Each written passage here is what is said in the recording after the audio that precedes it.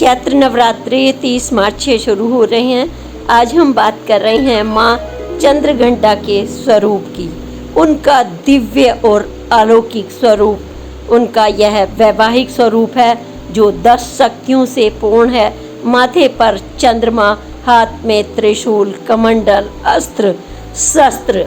यह दिव्य और अलौकिक रूप संतान के लिए कल्याणकारी और सभी सुखों का देने वाला है। माँ सिंह पर सवार होती हैं तो यह उन शक्तियों का संहार करती हैं जो बुरी शक्तियाँ हैं, कष्टों से निवारण करती हैं। और माँ के इस स्वरूप की पूजा करने से आपके परिवार को तरक्की, सुख, संपन्नता, रोग दोष से मुक्ति मिलती है और सभी मनोकामनाएं माँ पूर्ण करती हैं। माँ का यह स्वरूप जो अति प्रिय है, माँ को नारंगी रंग, ऊर्जा और शक्ति का प्रतीक। वह अपनी संतान की रक्षा के लिए संहारक भी बन जाती हैं।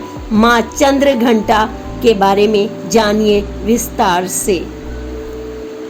चैत्र नवरात्रि 30 मार्च से शुरू हो रहे हैं। आज हम बात कर रहे हैं माँ चंद्रघंटा के स्वरूप की। उनका दिव्य और अलौकिक स्वरूप, उनका यह वैवाहिक स्वरूप है जो 10 शक्तियों से पूर्ण है। माथे पर चंद्रमा, हाथ में त्रिशूल, कमंडल, अस्त्र शस्त्र। यह दिव्य और अलौकिक रूप संतान के लिए कल्याणकारी और सभी सुखों का देने वाला है। माँ सिंह पर सवार होती हैं तो यह उन शक्तियों का संहार करती हैं जो बुरी शक्तियाँ हैं, कष्टों से निवारण करती हैं। और माँ के इस स्वरूप की पूजा करने से आपके परिवार को तरक्की, सुख, संपन्नता, रोग दोष से मुक्ति मिलती है और सभी मनोकामनाएं माँ पूर्ण करती हैं। माँ का यह स्वरूप जो अति प्रिय है, माँ को नारंगी रंग, ऊर्जा और शक्ति का प्रतीक। वह अपनी संतान की रक्षा के लिए संहारक भी बन जाती हैं। माँ चंद्रघंटा के बारे में जानिए विस्तार से। नमस्कार, मीना कौशिक लाइफ स्टाइल में आपका स्वागत है। आज का विषय माँ का तीसरा स्वरूप यानी चंद्रघंटा माँ का स्वरूप, पूजा विधान और महत्व और माँ की शक्ति का विशेष महत्व। जब हम बात करते हैं तो हमें पौराणिक पन्नों में अवश्य ही जाते हैं कि माँ के, जब हम नौ दुर्गा माँ की पूजा करते हैं, उनके 9 स्वरूपों की, चैत्र नवरात्रि जो कि 30 मार्च से शुरू हो रहे हैं। हमने 2 स्वरूपों के बारे में आपको बता चुके हैं, माँ शैलपुत्री स्वरूप और ब्रह्मचारिणी स्वरूप। यानी शुरू का हिमालय पुत्री के रूप में और दूसरा शिव को पाने के लिए उनका दृढ़ संकल्प ब्रह्मचारिणी स्वरूप। और ये जो तीसरा स्वरूप है माँ का, यह बहुत ही अलौकिक, स्वर्ण के समान चमकीला।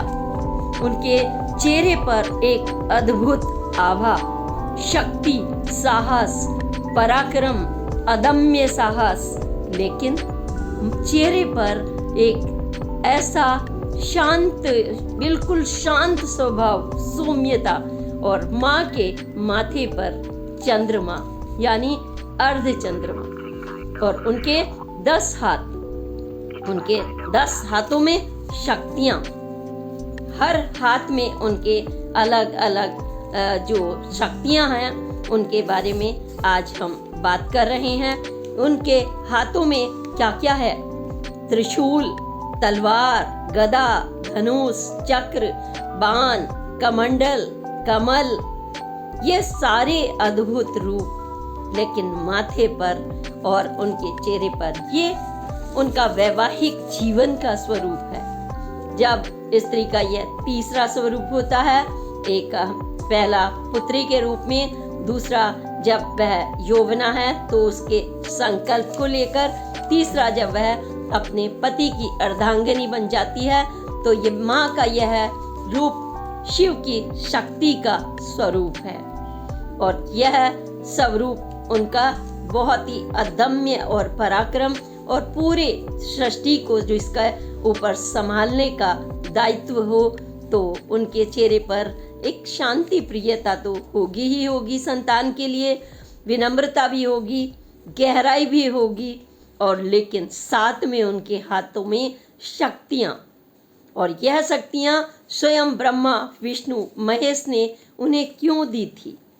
हालांकि वो पूरी सृष्टि का संचालन करते रहे हैं, इसकी भी पूरी आज हम कहानी आपको बता रहे हैं कि यह पराक्रम वाला स्वरूप, तो पौराणिक कथा के पन्नों में अगर हम जाएं तो महिषासुर नाम का दैत्य था जिसका आतंक बढ़ रहा था। आपने देखा होगा कि हर एक काल में युग में आपको दैत्यों का यानी बुरी विचारधारा, बुरी मानसिकता, दूसरों को प्रताड़ित करना, मौका परस्ती, ये एक दैत्य प्रवृत्ति, तामसिक प्रवृत्ति की देन इसका जब बढ़ रहा था, और उसने महिषासुर ने जो देवता इंद्र है, देवों के देव, उन देवताओं जो हैं स्वर्ग के देवता, उनका सिंहासन हड़प लिया था और वो स्वर्ग पर राज करना चाहता था। और ये देवताओं को बड़ी चिंता हुई कि दैत्यों का अगर राज हो गया तो क्या होगा, क्योंकि बुरी शक्तियाँ तो त्राही त्राही मचा दिया करती हैं, चाहे वह मन के अंदर की हों या बाहर की हों।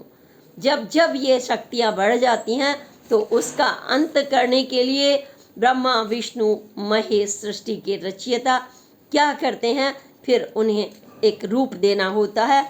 जब यह बात पहुंची तो उन्हें बहुत गुस्सा आया तीनों को।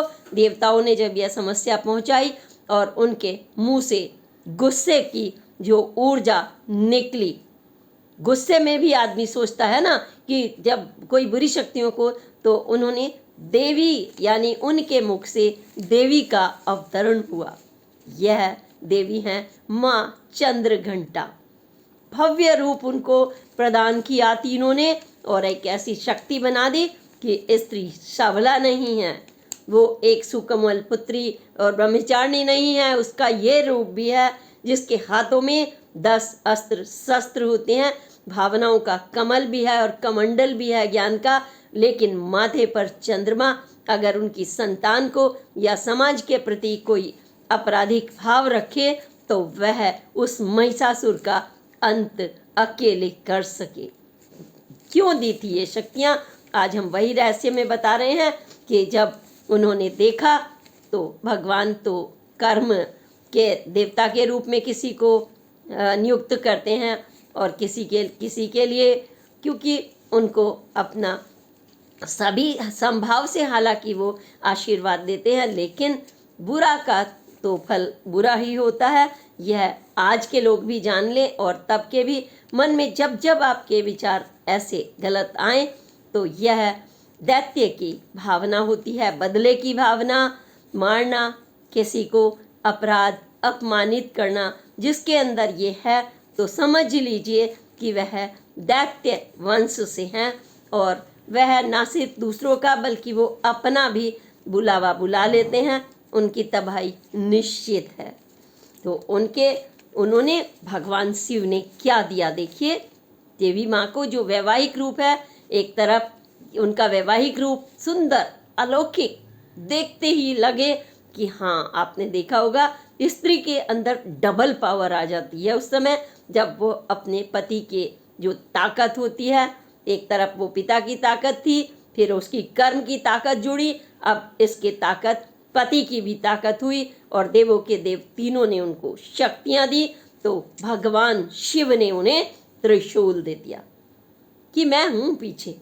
ये होता है ना कि पति की ताकत, पिता की ताकत, ये उन्होंने ब्रह्म शिव ने दिया और विष्णु जी ने अपना चक्र दे दिया। समय के चक्र में अगर कोई भी बुरी प्रवृत्ति आए, दैत्य आए, तो उसको निश्चित है उसका अंत। और इंद्र ने जिसका सिंहासन हड़पा था, घंटा दे दिया सतर्कता का, बजा दो, जो भी इस तरह की बुरी प्रवृत्तियां आए उनका अंत करने के लिए उनको घोषणा करने का वह घंटा। इससे बुरी शक्तियाँ दूर हो जाती हैं, चाहे मन की हों या फिर कैसे भी विकार हों, आपराधिक शक्तियाँ हों, बीमारियाँ हों, व्याधाएँ हों, बुरी ताकतें हों। माँ के इस स्वरूप से कष्टों का निवारण होता है। संतान के लिए माँ के जो वह अपने संतान को, चाहे पिता हो, पुत्र हो, बच्चे हो, पत्नी हो, जब उनकी पूजा विधान हम करते हैं तो हमें जो एक अदम्य साहस मिलता है और साथ में भावनाओं का कमल और ज्ञान का कमंडल। लेकिन ये सब कुछ देने का अर्थ यह नहीं है कि आप ताकतवर हो गए तो आपके दिमाग में शीतलता, अर्धचंद्र जरूर विराजमान होना चाहिए, जो भगवान शिव के भी है। कहने का मतलब देखो, भगवान शिव ने धारण किया तो वैवाहिक रूप में स्त्रियों को भी मन में वह अर्धचंद्र अवश्य धारण करना पड़ता है, तभी पूर्णता आएगी। आधा शिव ने और आधा पार्वती ने। दुर्गा रूप में माँ ने यह धारण कर लिया और हाथ में घंटा लेकर यह भी बिगुल बजाया कि जो भी ताकत, बुरी ताकतें हों, चाहे बीमारियां हों, मन की हों, इसको अंत करना होता है। तो यह इस तरीके का स्वरूप देखकर रोमांच होता है कि हाँ, स्त्री वास्तव में इतनी ताकतवर है। जो लोग, कुछ लोग स्त्री को सबला मान करके अगर यह सोचें, लेकिन हाँ, हम यह पुनः कहेंगे कि माँ के तमाम रूप हैं, लेकिन माँ के जो 9 रूप हैं वह सृष्टि का कल्याण करने के लिए हैं, सुखों के लिए हैं। अगर इस बीच में आपके इनके प्रतिकूल आपके मन में इस तरीके की भावनाएं आ जाएं, पति के लिए, पत्नी के लिए, संतान के लिए, रिश्तों के लिए, तो फिर आपके अंदर दैत्य की भावना है, फिर आप देवी का रूप नहीं हैं। जिस स्त्री के अंदर ये रूप नहीं है तो वह अपने घर के लिए और स्वयं के लिए घातक साबित हो सकती है और होती ही है। ऐसी तमाम घटनाएं आज आप पढ़ रहे होंगे कि एक तरफ सुनीता, जो कहते हैं ना विलियम्स, और दूसरी तरफ ये जो घटनाएं, इनकी चर्चा भी क्या करनी भी पड़ती है, क्योंकि जो बदले की भावना से मार दिया, ये कर दिया, वो कर दिया, तमाम घटनाएं उत्पीड़न वाली स्त्री रूप में भी जब मिलती हैं तो वो दैत्य का करती हैं और जिसका तबाही ही निश्चित होती है। तो हमें शांत भाव माँ का और शक्ति अपने पति की, परिवार की, पिता की, बच्चों की आपको शक्ति बनना है। इस राष्ट्र और समाज और विश्व की आपको शक्ति बनने का माँ जो है हमें आशीर्वाद देती हैं। जो जो भी इस रूप की पूजा करेगा माँ की, उनको वह अदम्य साहस, बीमारियों से, कष्टों से निवारण, मनोकामनाओं की पूर्ति, यह सब सफलता, पूरे परिवार की सफलता मिलती है जब हम पूरे परिवार को साथ में लेकर के सात्विकता से यह पूजन करते हैं। माँ के स्वरूप में वह सिंह पर सवार हैं। सिंह तो वैसे भी अदम्य साहस का प्रतीक है, लेकिन गले में उनके स्वर्ण जैसे चमकीले चेहरे पर गले में फूलों की माला भी है। यह सुगंधित कर देने वाली माला मन को, जब मन आपका खुशबू से भरा हुआ हो और वह वैवाहिक रूप भी है उसका, मतलब यह नहीं है कि हमने सोने चांदी आभूषण पहन रखे हैं, बल्कि वह प्रतीकात्मक रूप में कमल का फूल, सिंह की सवारी, फूलों की माला, ताकत, अस्त्र शस्त्र, 10 भुजाएं हैं माँ की। जो भी माँ होता है, आपने देखा होगा कि माँ के 2 भुजाएं काम नहीं करती। वह एक तरफ सोच रही होती है बच्चे के खाने का, एक तरफ नाश्ते का, एक तरफ सर्विस का, एक तरफ बच्चा जरा सा बीमार हो तो उसके लिए वो वैद्य बन जाती है। सेवा का रूप, पति के लिए शक्ति का रूप, बेटी के लिए उसका संबल और सुरक्षा और उसको ज्ञान देने का स्वरूप, हर एक के लिए, रिश्तों के लिए वह एक बड़ी जो ताकत बनती है, वो सबको माला की तरह से फूलों में पिरोती है। और जो स्त्री ऐसा नहीं करती बल्कि कट कट कर एक तरफ रह जाती है, या आपने देखा होगा कुछ स्त्रियां पूरे परिवार को बांध कर चलती हैं, पति के सामने मुस्कुराती हैं, बच्चे उनके गले लग लग कर जाते हैं, वो है माँ का स्वरूप। वो चिपक चिपक कर जाते हैं, बेटियां खुश होती हैं। सब कुछ ऐसी जब स्त्रियों के गुण होते हैं, इसके विपरीत गुण वाली बस ऐस आराम, सोना, आलस्य, प्रमाद और दंगा हुड़दंग और स्वयं को भी नष्ट कर डालना और परिवार को भी। तो इसलिए यह बार बार हम अगर नवरात्रि मनाते हैं, पूजा पर्व में, ये हमारे लिए मार्गदर्शन करते हैं और साकार रूप में भी देवियां आप ही के सबके भी अंदर हैं। ऐसा नहीं है कि एक दो अगर राक्षस हो जाएं तो करोड़ों की संख्या में जो भारत की माताएं हैं उनके 10 भुजाएं क्या 20-50 भुजाएं होती हैं, वो इतने काम करती हैं। अपने घर में कंप्यूटर नहीं कर सकता क्योंकि वो फीड करता है, और कोई मशीन नहीं कर सकती, लेकिन माँ को किसी चीज़ की ज़रूरत नहीं। माँ के अंदर तो शक्ति का स्वरूप है, वो सब कुछ करती है। तो अब हमें क्या करना है माँ को प्रसन्न करने के लिए, क्योंकि हमारा भी दायित्व बनता है ताकि हम अगली पीढ़ी को भी मार्गदर्शन के लिए ये बातें पूजा के माध्यम से, विधान परंपराएं जब चली आती हैं तो इन परंपराओं के पीछे अवश्य विज्ञान भी होता है, आस्था और धर्म की ताकत भी होती है। जैसे सुनीता विलियम्स गीता लेकर के गई, भागवत गीता, उपनिषद और गणेश जी की प्रतिमा। तो देखिए 8 जहाँ पता ही नहीं था कि वो आ पाएंगी पृथ्वी से, वो वापस आई और विजयश्री हुई। तो इसलिए हमें माँ अपने अंदर वही गुण लेने हैं। क्या क्या हैं उनके स्वरूप को हमने जाना। अब हम उन्हें प्रसन्न करने के लिए क्या करेंगे। हम प्रातःकाल जब हम पहले दिन घट स्थापना अवश्य करेंगे, नवगुरु को हम आमंत्रित करेंगे, पूजन, फल फूल, अक्षत, रोली, माँ का श्रृंगार, उनके हर रूप के अनुरूप प्रसाद, पंचामृत से स्नान, बच्चों के साथ में बैठ कर के आरती करना और उनके महिमा मंडल जो होता है वो जरूर बताना कि उनके स्वरूप को अपने अंदर क्यों लेना चाहिए, क्या महत्व है। तो यह माँ को जो पसंद है वह है पंचामृत का स्नान, दूध से बनी चीज़ यानी खीर, केसर वाली खीर अगर आप अर्पित करेंगे और उनको सफ़ेद रंग का फूल, लाल गुड़हल रंग का उनके लिए वस्त्र लाल या ऑरेंज कलर के, नारंगी जो शक्ति का प्रतीक क्योंकि है, तो ऊर्जा शक्ति वाले रंग, स्वर्ण कलर भी, गोल्डन भी उन्हें अति प्रिय है। यह स्वयं भी पहने, पुरुष भी ऊर्जा शक्ति से भरपूर पीला वस्त्र पहने पुरुष लोग, और महिलाएं बॉर्डर वाली लाल साड़ी, ऑरेंज साड़ी पहन करके पूजा करें, माँ को अर्पित करें, फूल को अर्पित करें और इसी के साथ में खीर का प्रसाद उनको भोग लगा करके अपने परिवार में भी वो उसको प्रसाद रूप में ग्रहण करें। तो हमें इन रूपों से और अक्षत, धूप, दीप ये सब कुछ होना ही चाहिए, क्योंकि यही वह चाहती हैं अपनी संतान के लिए। क्योंकि खाने से, भोग से, वस्त्र से व्यक्ति की पर्सनैलिटी पता लगती है, आप कौन हैं। आपके अंदर जो ऊर्जा है आपके चेहरे पर आती है। आपने देखा होगा कि अगर कहीं ऐसी जगह खड़े हुए हों, बस में आप 50-100 लोग चढ़े हुए हैं और एक राक्षस चढ़ जाए तो वो गंदी गंदी गालियां दे रहा होगा, लेकिन कोई ऐसा व्यक्तित्व होता है कि आप देखते ही रह जाते हैं पूरे के पूरे।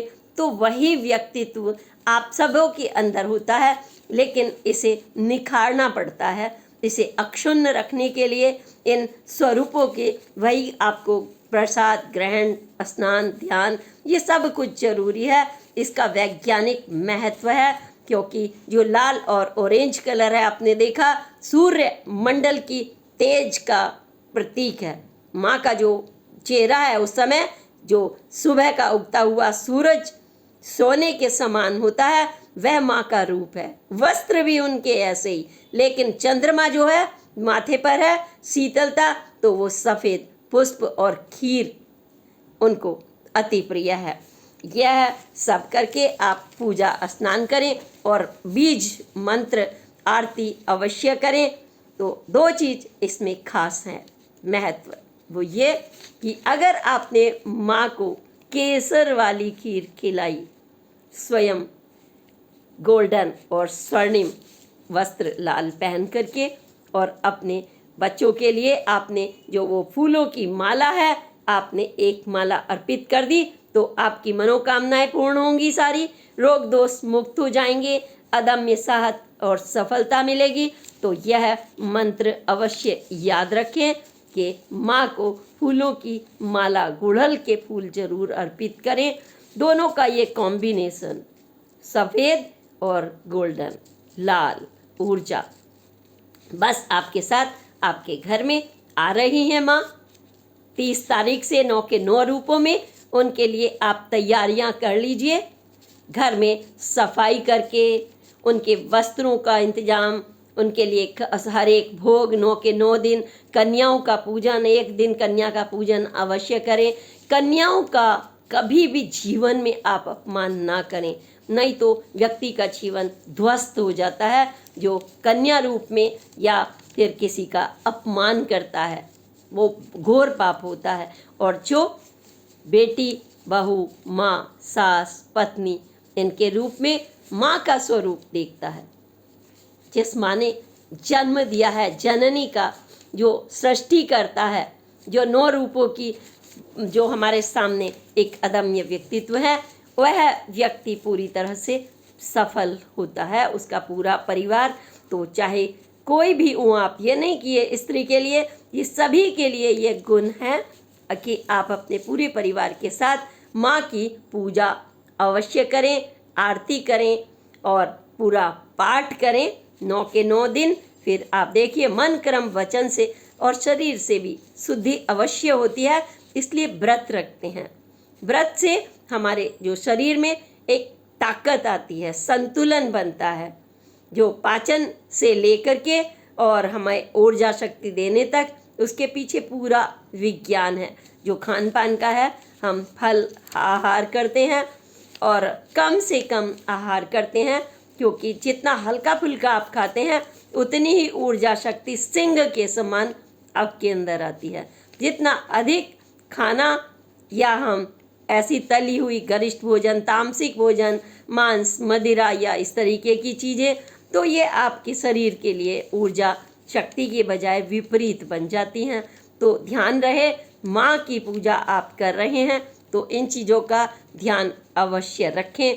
अगर ऐसा विपरीत करेंगे तो माँ नाराज हो सकती है, लेकिन हाँ, माँ नाराज तो हो सकती है लेकिन कल्याण चाहती हैं, इसलिए आपके ज्ञान का मंडल में और वह कमल, पुष्प और चंद्र घंटा की जो आवाज़, प्रतिध्वनि दूर तक जाती है इस माँ के स्वरूप में। जब वो सिंह पर आकर आती हैं और वो सतर्क कर देती हैं दुश्मनों को कि दूर रहना माँ की शक्ति से, और जो उनकी संतान है वह ध्वनि शांत ध्वनि, छोटी से छोटी ध्वनि उनको शांति की सुनाई पड़ती है। उनके अंदर चंद्रमा की शीतलता, प्यार, विनम्रता, ये सारे गुण आ जाते हैं। इसी के साथ देवी माँ को प्रणाम करते हुए जय माता दी। अगली पोस्ट तक के लिए प्रणाम। जय हिंद, जय भारत।